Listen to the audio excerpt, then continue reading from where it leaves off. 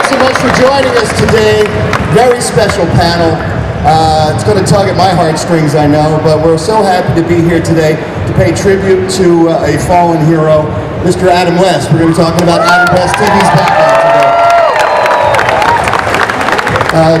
Joining Kevin and I on stage are a couple old friends of Adam's who are going to talk about what it was like to know and to work with him for the past, 50 years or so. Starting with the very first movie Catwoman ever from the 1966 motion picture Batman, Lee Merriweather, everybody.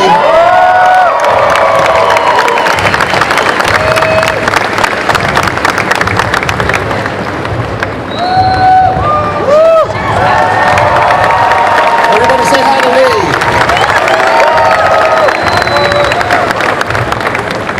And our next guest, what can you say about this gentleman? The only words that come to mind are holy icon. Here he is, the boy wonder himself, Mr. Burt Ward, ladies and gentlemen.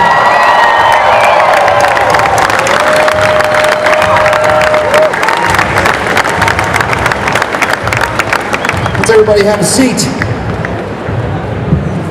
Holy turnout! Now, folks out in the audience, how many people watched Batman 66, as they now call it? Wait for the question. Long after it was produced. The power of that show has traveled decades. There are shows that were made around the same time that simply can't be watched today. They don't really work. Batman still works, and it has everything to do with the folks behind the camera, the creative community, but especially the folks who are in front of the camera. And we've got two of them with us today, and we're going to talk to them about one of their friends who's not with us anymore. I was wondering, Burt, when was the first time you ever met Adam? The very first meeting, what was that first impression like for you guys? Well, this is in July of 1965, probably before everybody here was born. I had a screen test with Adam West. I was introduced to him.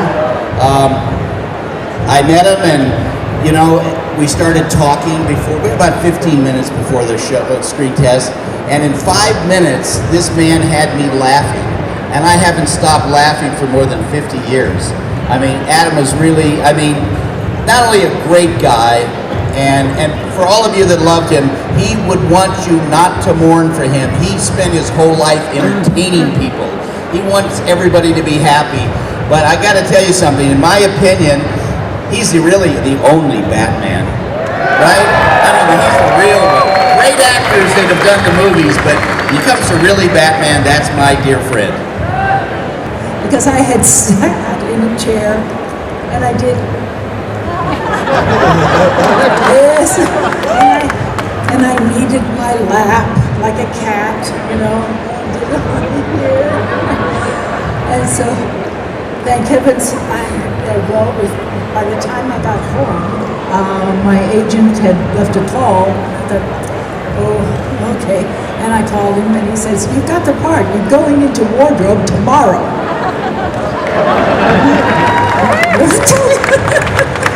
Thank God you licked your hands. Yeah. It's a little tip for you other actresses out there. When you audition for something, you start licking your body parts. Apparently it's good luck.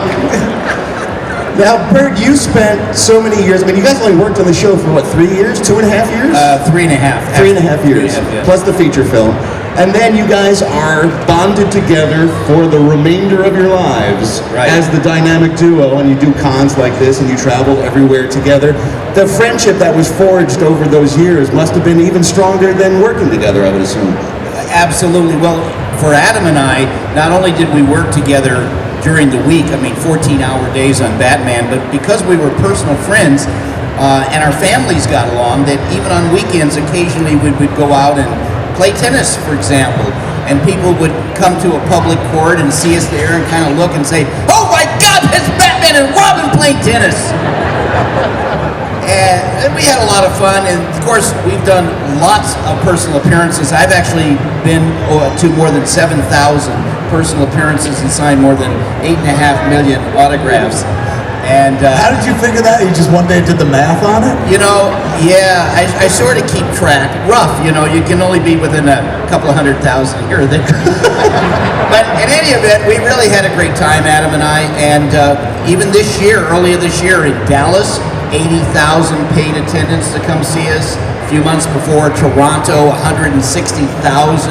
You know, and I mean, I got to tell you, it is kind of mind-blowing. You know, even like we made an appearance in Las Vegas and we went through a casino and there's an 11.5-foot tall, one-armed bandit Batman with our photos like twice life-size. And they even have now a new pinball game out. I don't know if you've seen it, but it shines the bat signal on the ceiling. You know, you play Batman 66 pinball that both Adam and I recorded more than 300 lines that are on the pinball machine. So depending what happens, it's, you know, Batman or Robin speaking. I mean, so many people ask me, for example, well, you know, I see his persona on television, but what was he really like when he wasn't on television? And I can tell each and every one of you unequivocally that my dear friend Adam West was exactly the same off camera as he was on camera. He thought of himself bigger than life. I mean, he once told me that he really understood what it was like to play Batman after watching Charlton Heston play Moses and part the Red Sea. Adam had a great sense of humor. And he would, you know, I got to be friends with him for the last 15 years or so, working on Family Guy and spending time together. He enjoyed laughing and making people laugh more than anybody I knew. And he always loved to break you up with a joke. And I was wondering, when you were working together, was it hard to keep a straight face sometimes? Because I'm sure he was probably having fun with you guys on set as well. Well, it wasn't so much the straight face, is that Adam had you know, our show, I think what made Batman successful, and you guys are the fans, you would be able to tell even better than me, but we used to play with our audience. We used to say that we put on our tights to put on the world. And our scripts were written very straight for kids. We played it straight. I mean, and yet for the adults there was lots of double meanings and double insinuations and all this suggestiveness. So rather than crack us up in something funny like a comic would do, what made everybody's eyebrows raise is with his very suggestive things that he would say to people. I mean, we would go out and make appearances and maybe some young lady would come up and she was very cute and he'd say to her, "Would you like to touch my bat?" And he'd put his cowl forward and then, you know, maybe they'd kiss him on the cheek and he'd say, "Oh," you know, he says, "I'm beginning to feel strange stirrings in my utility belt." So he had this way of saying things that were incredibly suggestive and yet, you know, weren't raunchy or anything, but boy, it sure made your eyebrows raise. You could make that joke to your grandma and she'd be like, "Stop it."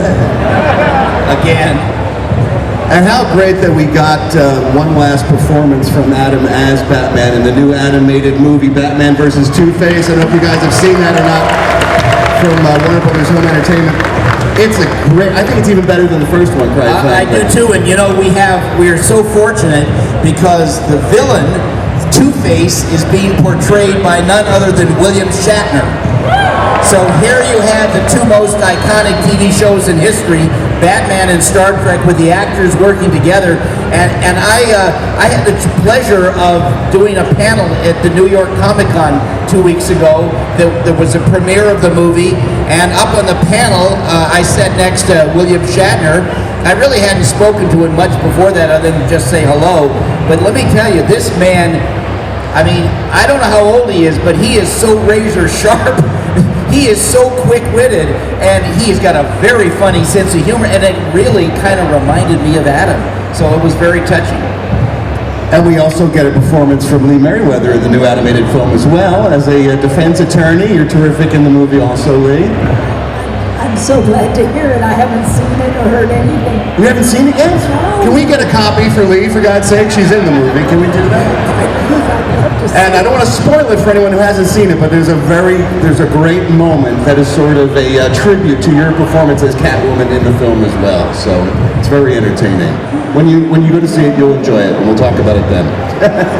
I want to take this moment, though, to shout out Bert and, of course, the late, great Adam, because my morality came from watching that show. I was a little boy when I started watching, about 4 or 5, and it was in reruns, of course. I watched it on black and white TV with rabbit ears and tinfoil on it. And every day they'd run 2 episodes back to back, usually the first part and then the second part of the adventure. Sometimes they split them over days as well. And even though I'd seen every episode, I was like, no, will the giant crab eat him? Like, I knew it wasn't going to happen, but still. So I went to church. I was a Catholic school kid. I was an altar boy and stuff like that. But my morality didn't come from Jesus and the Bible. It came from watching you and Adam West. You guys taught me it was better to be good than to be bad. If you could help, do it. Like, and it was a world, nice. 2 characters that have all the means at their disposal to just like wrap themselves up in their own world and not deal with others. But instead, we're always like, how can we help Commissioner? I honestly feel that has a lot to do with who I became, who a lot of people became, because that was our first entree into the world of comic books and genre. That was my first Batman. Adam West and you were my first Batman and Robin, and I've loved all the incarnations of the characters, but you never forget your first. You guys kind of made me the person I am today, so thank you. Doesn't that show you that he has excellent taste? Yes.